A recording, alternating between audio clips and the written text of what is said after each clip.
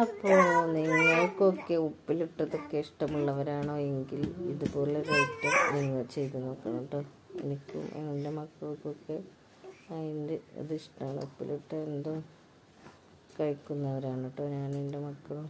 അപ്പോൾ ഒരു കക്കരിക്കുണ്ടായിരുന്നു, അതെടുത്തിട്ട് ഇങ്ങനെ ചിലർക്കൊക്കെ അറിയായിരിക്കും, അറിയാത്തവർക്ക് വേണ്ടിയുള്ളൊരു വീഡിയോ ആണ് കേട്ടോ.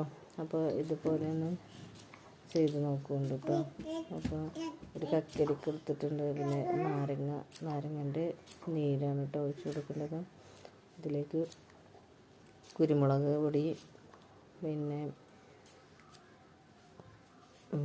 ഉപ്പ്, നാരങ്ങ നീര്, ഈ 3 ഇൻഗ്രീഡിയൻസാണ് ഇതിലേക്ക് കക്കരിക്കയിലേക്ക് കട്ട് ചെയ്ത കക്കരിക്കയിലേക്ക് ഞാൻ ആഡ് ചെയ്ത് കൊടുക്കുന്നത് കേട്ടോ. അപ്പോൾ നിങ്ങളും ഇതുപോലെ ഒന്ന് ഉണ്ടാക്കി നോക്കി കഴിച്ച് നോക്കുമ്പോൾ നല്ല ടേസ്റ്റ് ആയിരിക്കും കേട്ടോ. അപ്പോൾ ഞാനത് മുഴുവനായിട്ട് കട്ട് ചെയ്തെടുത്തിട്ടുണ്ട്. റൗണ്ടിലാണ്, ഏത് ഷേപ്പിൽ വേണമെങ്കിലും നിങ്ങൾക്ക് വേണ്ട ഷേപ്പ് ആക്കിയെടുക്കാം കേട്ടോ.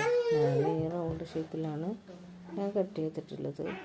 അപ്പോൾ അതിലേക്ക് ഉപ്പിട്ട് കൊടുത്തു, കുരുമുളക് പൊടി ഇട്ട് കൊടുത്തു, നാരങ്ങ നീര്.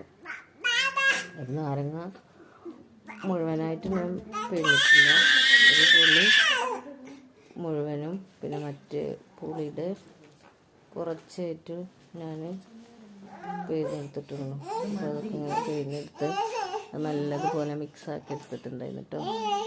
അപ്പോൾ മിക്സാക്കി എടുത്ത് കുട്ടീൻ്റെ തിരക്ക് കേൾക്കുന്നുണ്ടാവും. ഓന് തിരക്കില്ല, എന്തു പറ്റി? ഞാനിതൊന്ന് എടുക്കട്ടെ.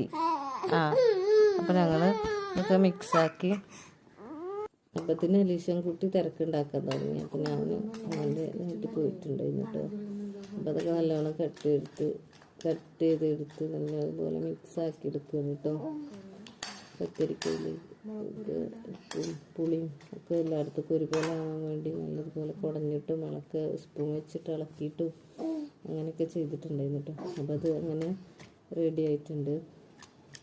ഞങ്ങളൊന്ന് ആസ്വദിച്ചൊന്ന് കഴിക്കട്ടെ കേട്ടോ. നിങ്ങളും കണ്ടിട്ടൊന്ന് ഇതുപോലെ ഉണ്ടാക്കി നോക്കിയിട്ട് കമൻറ്റിലൂടെ എൻ്റെ റിവ്യൂ അറിയിക്കും കേട്ടോ. അപ്പോൾ ഓക്കെ, ബായ്.